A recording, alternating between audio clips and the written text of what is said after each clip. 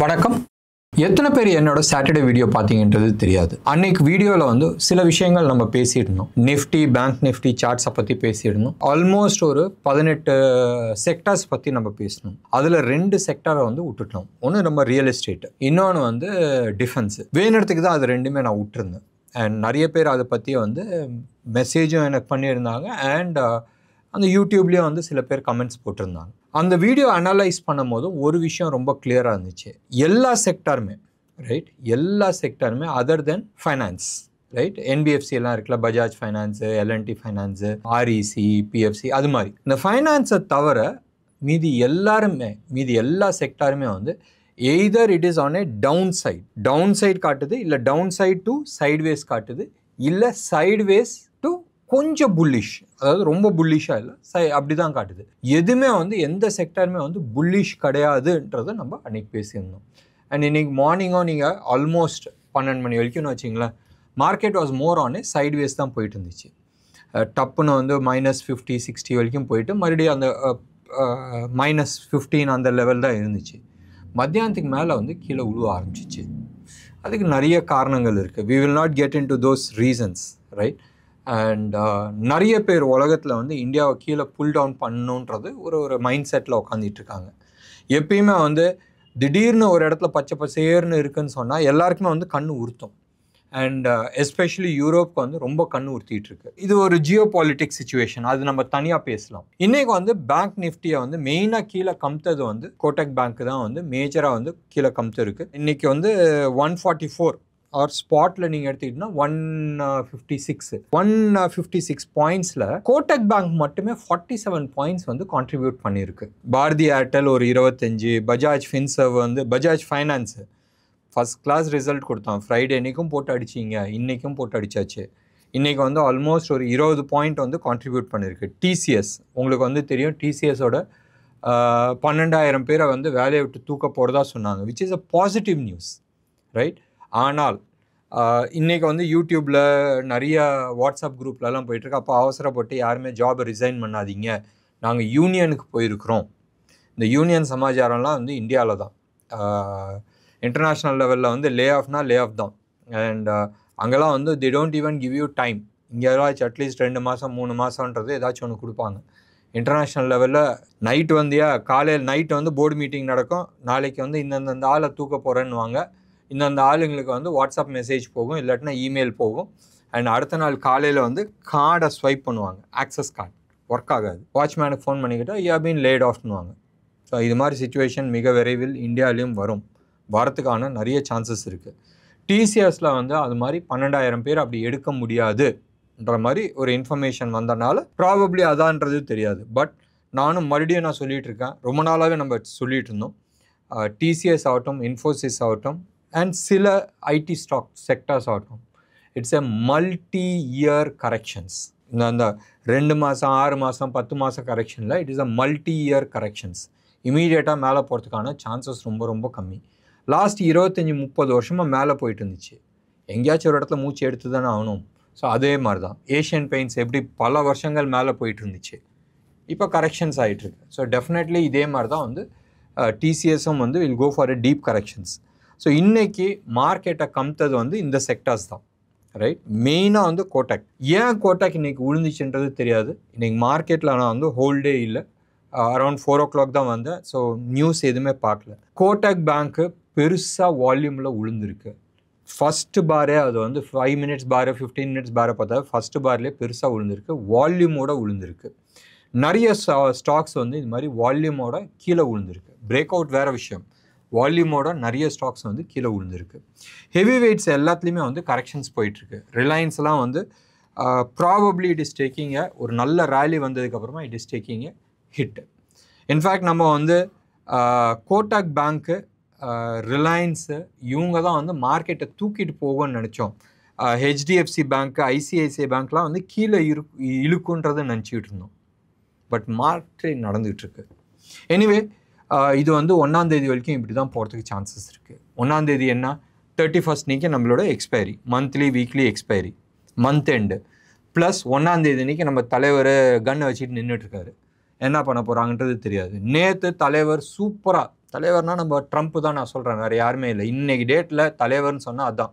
Stock மார்க்கெட்டில் இருக்கிற அத்தனை பேத்துக்கும் அவர் தான் தேவுடு. ட்ரம்ப் வந்து சக்ஸஸ்ஃபுல்லி நேற்று யூரோப்பியன் யூனியன் கூட வந்து ஒரு அக்ரிமெண்ட் போட்டிருக்காங்க.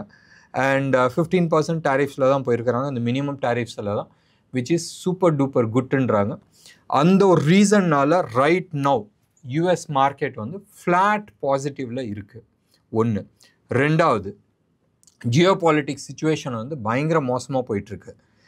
வெளியில் பார்க்குறது ஒன்று, உள்ளே நடந்துகிட்டு இருக்கிறது ஒன்று. அந்த ஜியோ பாலிட்டிக்ஸ் சினாரியோட இந்த ட்ரம்ப்போட மேட்ரும் வந்து ஒன்று போயிட்டுருக்கு. ஜியோ பாலிட்டிக்ஸில் உங்களுக்கு தெரியும், யூரோப்பியன் யூனியன் ட்ரம்ப் வந்து அடுத்த 50 நாளில் வந்து நான் டேரிஃப்ஸ் போட போகிறேன், எஸ்பெஷலி இந்தியா, சைனா, பிரேசில் மேலே வந்து 100% நான் டேரிஃப்ஸ் போட போகிறேன் for buying Russian oil. Right. India வந்து ரொம்ப கிளியர் கட்டாக வந்து சொல்லிச்சு தட் இல்லை, எங்களுக்கு என்ன வசதிப்படுதோ அது நாங்கள் பண்ணுவோம், what is good for our public will டூன்னாங்க.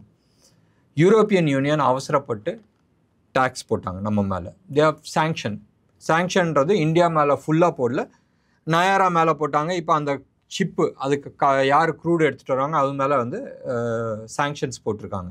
India ரொம்ப கிளியர் கட்டாக சொல்லுது, டேய் நீயும் தானே வாங்கிட்டு இருக்க, நீ ரஷ்யாவில் வந்து வாங்குறத வந்து அது ரஷ்யன் ஃபண்டிங் பண்ணல, நாங்கள் பண்ணுறது தான் வருதா. ஸோ பேசிக்காக இந்த வெள்ளைக்காரங்க இருக்கிறாங்களே, எஸ்பெஷலி இந்த யூரோப்பியன் யூனியன் ஆகட்டும், most of the western countries, they are not able to digest. ஒரு 20-25 வருஷத்துக்கு முன்னாடி வலிக்கும் எடுத்துக்கிட்டிங்கன்னு சொன்னால், அவங்க சொல்கிறது தான் வந்து உலகம் கேட்டாகணும். எதாக இருந்தாலும் இந்தியா ஆகட்டும் இல்லை மோஸ்ட் ஆஃப் த கண்ட்ரிஸ் அவங்கள்ட்ட போய் ஒப்பீனியன் கேட்டு ஓகே இது சரியா இல்லையான்றது கேட்டுட்டு வந்தோம். இன்றைக்கி வந்து தலைகீழாக போயிட்டுருக்கு. அது அவங்களால டைஜஸ்ட் பண்ண முடியல, பண்ணுறது ரொம்ப கஷ்டப்படுறாங்க. பட் இன்றைக்கும் அவங்கள்ட்ட வந்து மணி பவர் இருக்குது, டெக்னாலஜி சைடில் வந்து அவங்க இருக்கிறாங்க. Slowly we are also catching up. Last 10 இயர்ஸில் வந்து இந்தியாவோட தலையெழுத்து மாறி இருக்குது. அண்ட் லாஸ்ட் 2 இயர்ஸில் வந்து நிறைய போல்டான டிசிஷன்ஸ் எடுத்துகிட்டு இருக்காங்க. மறுபடியும் நான் சொல்லிட்டு இருக்கேன், Ajit Doval national security advisor and Jaishankar, இவங்க 2 பேருமே இந்தியாவோட ஃபாரின் பாலிசியை மாற்றியாச்சு. வந்து எதாக இருந்தாலும் பிரைம் மினிஸ்டர்ஸ் முன்னாடி நின்றுட்டு இருந்தாங்க. இன்னைக்கு இவங்க 2 பேரும் முன்னாடி பூந்து அடிக்கிறாங்க. பூந்து அடிக்கிறதுன்றது இப்படி அப்படி இல்லை, சூப்பராக அடிக்கிறாங்க. அண்ட் இன்னைக்குன்னா நேற்று நைட்டு யூகேல இருக்கிற எம்பசி, யூகேயோட எம்பசி ஸ்டாஃப் வந்து பியூட்டிஃபுல்லாக பேசியிருக்கிறார். இந்தியா வாங்கும், யூரோப்பியன் யூனியன் வாங்குறது வந்து தப்பு கிடையாதான், ரொம்ப கிளியர் கட்டாக புட்டு வச்சிருக்கிறாங்க. நீ நிப்பாட்ட நான் நிப்பாட்டுறன்ற மாதிரி பேசியிருக்கிறாங்க. இதனால இந்தியாவுக்கும் யூரோப்பியன் யூனியனுக்கும் பிரச்சனை ஓடிட்டு இருக்கு. இதுக்கு நடுப்புற புட்டின் நேற்று வந்து ரஷ்யன் பிரசிடென்ட் வந்து யூரோப்பியன் யூனியனுக்கு போகிற கேஸை வந்து கட் பண்ணிட்டாரு. இதுதான் மெயின் ரீசன்ஸ். அவர் கட் பண்ணிட்டாரு. கட் பண்ணோன்னே அவங்களுக்கு வந்து என்ன திமிரில் இருந்தாங்க, நாங்கள் வந்து யூரோப்பில் வந்து மிடில் ஈஸ்ட்லேருந்து வாங்கிட்டு இருக்கோம், மெயினாக கத்தார்லேருந்து வாங்கிட்டு இருக்கோம், ஈராக்லேருந்து போகுது அண்ட் யூஎஸ் சப்போர்ட் பண்ணுன்றது. இன்னைக்கு மத்தியானம் கத்தார் வந்து எல்பிஜியை வந்து கட் பண்ணுறாங்க வேற ஒரு ரீசன்னால. அப்போ யூரோப்பியன் யூனியன் வந்து தேவையில்லாத பந்தா பண்ணிக்கிட்டு எல்லாத்திட்டையும் வந்து முறைச்சிக்கிட்டாப்புல. அப்போ டப்புன்னு எல்லாரும் சேர்ந்து அவனை அடிக்கும் போதும் he is cornered, he has no other choice, விட்டு தான் ஆகணும், வேற வழியே கிடையாது.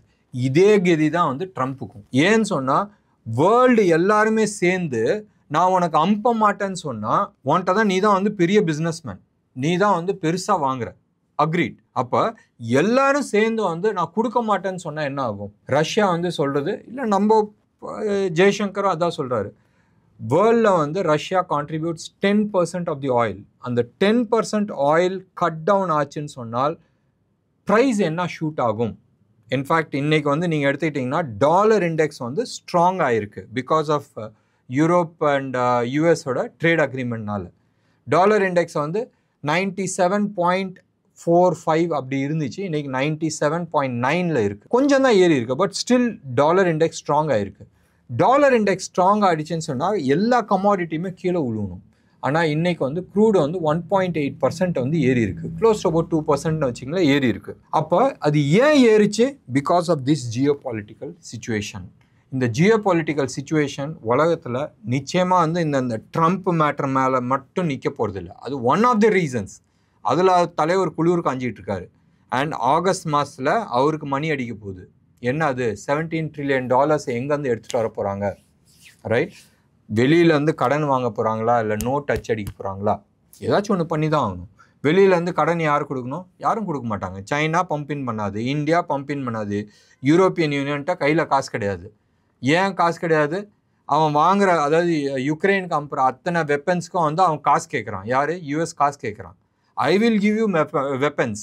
ஜெர்மன் வேணுமா, ஃப்ரான்ஸ்க்கு வேணுமா, நான் கொடுக்குறேன், நீ கொடு, அதுக்கான காசு நீ கொடுத்துருன்றான். கேடி வியாபாரியாக இருக்கிறான். ஸோ யூஎஸும் வந்து யூரோப்பியன் யூனியனும் வந்து அங்கே இன்வெஸ்ட் பண்ண போகிறது இல்லை.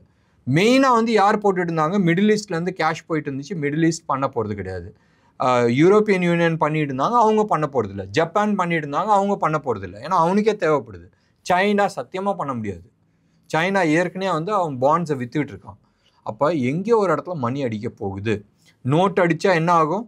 டாலர் வீக் ஆக போகுது. ட்ரம்ப் வந்து சொல்லிட்டு இருக்கான், டாலர் வீக் ஆச்சுன்னா எனக்கு ரொம்ப சந்தோஷம், நான் நிம்மதியாக தூங்குறேன். அண்ட் டாலர் வீக் ஆகிறது வந்து it is not good for him. Maybe short Ranil வந்து நல்லா இருக்கலாம், லாங் ரனில் வந்து நிச்சயமாக அடி வாங்கும். யாருமே வந்து நான் இருக்கிற 5 வருஷம் பார்த்துக்கலாம், அதுக்கப்புறமா பார்த்துக்கலான்றது மாதிரி தான் போயிட்டுருக்காங்க. இங்கே இந்தியாவிலையும் எடுத்துங்க, தமிழ்நாட்டில் இன் பர்டிகுலர் நீங்கள் எடுத்து பாருங்கள். 5 லட்சம் கோடி கடன் இருக்குன்னு சொன்னதுக்கு ஐயோ அம்மா ஆத்தாடின்னு அடிச்சுட்டு இருந்தாங்க. இன்றைக்கி 8-9 லட்சம் கோடி பக்கமாக கடன் இருக்குது. யார் வட்டி கட்டுறது? இதே கதை தான் யூஎஸ்க்கும். ஸோ யூஎஸ் வாங்கினது வந்து $1.5 $2 வட்டியில் வருஷத்துக்கு. இப்போ வந்து ஆல்மோஸ்ட் 4.99 ஓடிட்டு இருக்கு. ஸோ வட்டி வந்து டபுள் ஆயிடுச்சு. ஏற்கனவே 1 ட்ரில்லியன் கட்டிகிட்டு இருக்காங்க வட்டி வருஷத்துக்கு. இப்போ 2 ட்ரில்லியன் போகும்போது என்ன ஆகும்? எங்கேயோ ஒரு இடத்துல மிஸ்மேட்ச் ஆகுது. இன்னைக்கு மார்க்கெட், இந்தியன் மார்க்கெட் வந்து இந்த 144 பாயிண்ட்ஸ் அடிக்கும் போதும் ஒரு விதத்தில் வந்து பார்க்கும் போதும் கரெக்ஷன்ஸ் போயிட்டுருக்கு. நம்ம அந்த சொன்ன அந்த 24,600 அது வந்து ஒரு மேஜர் பாயிண்ட். அந்த லெவலில் நீங்கள் எக்ஸிட் பண்ணிட்டுனா நல்லது. அதான் ஸ்டாப் லாஸாக இருக்கணும். பட் டார்கெட் எங்கே காட்டுது? சம்வேர் க்ளோஸ் டு அபவுட் 24,400 வரைக்கும் காட்டிகிட்டு இருக்கு. மறுபடியும் நான் சொல்கிறேன், ஸ்டாப் லாஸ் எங்கே போடணும்? 24,600 போடணும். டார்கெட் இப்போ எங்கே போயிட்டுருக்கு? இன்னைக்கு உளுந்த ஃபால் எங்கே காட்டிகிட்ருக்கு? Somewhere close to about 24,400. அந்த 200 பாயிண்ட் 24,400 யாராச்சும் வந்து பலகை வச்சுட்டு சப்போர்ட் கொடுத்துட்ருக்காங்களா? கிடையாது.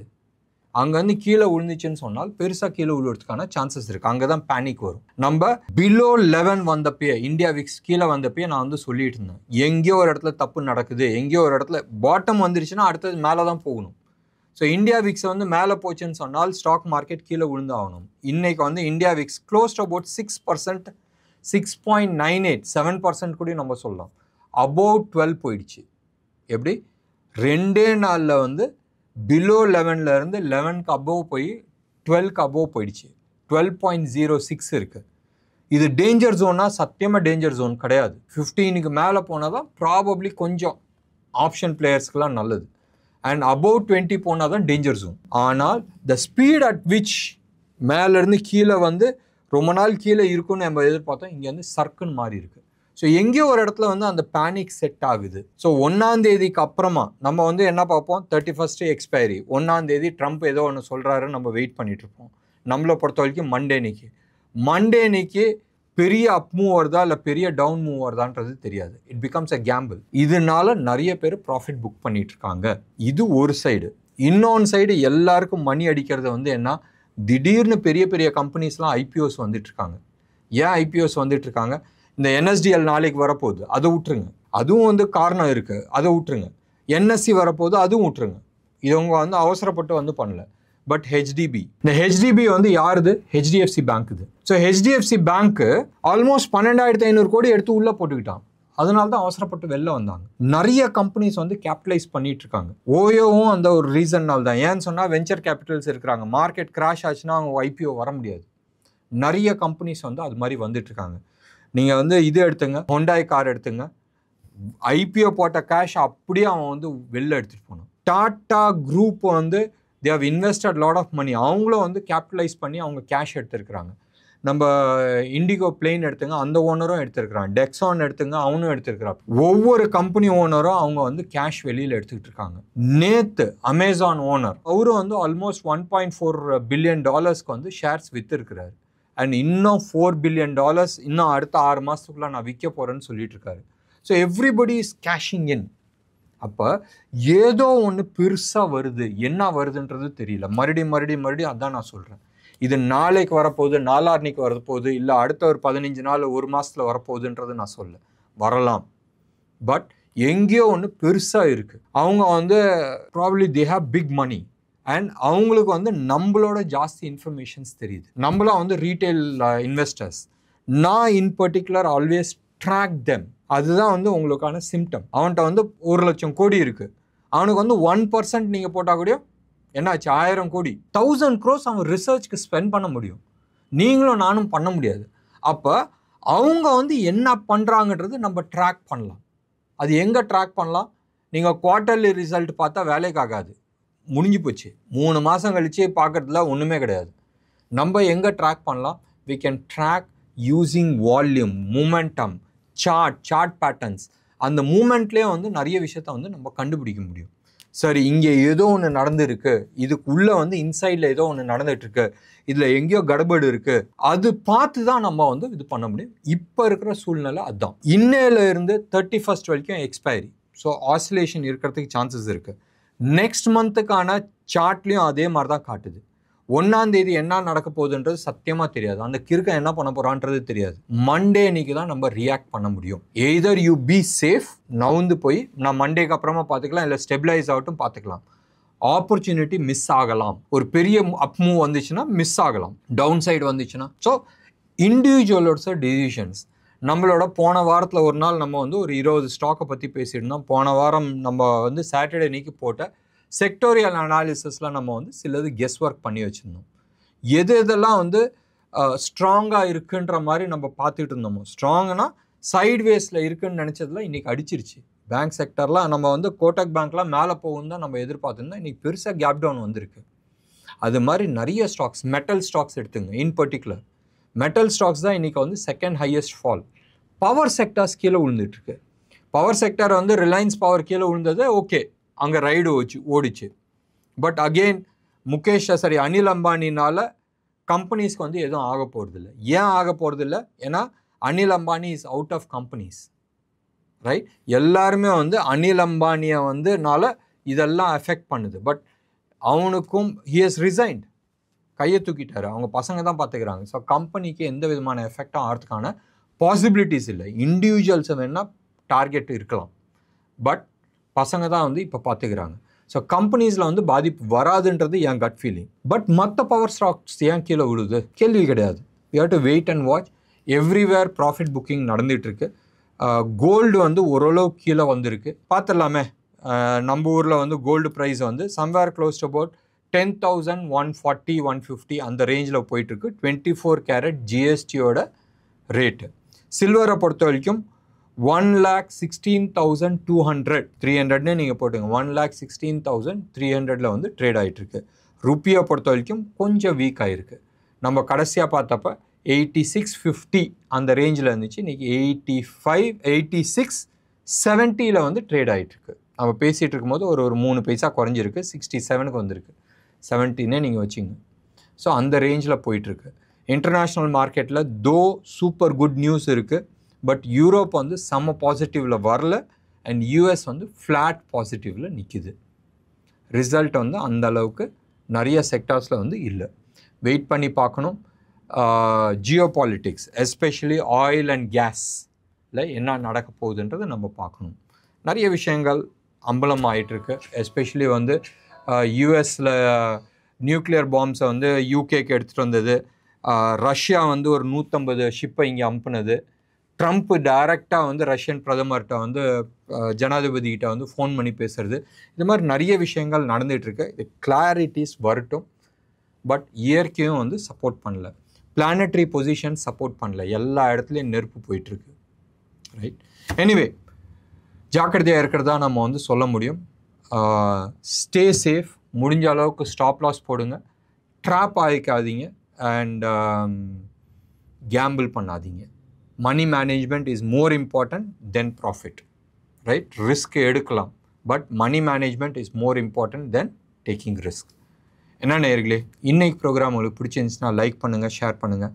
டெஃபினட்டாக வந்து உங்களோட கமெண்ட்ஸை நான் எதிர்பார்க்குறேன். நன்றி, வணக்கம்.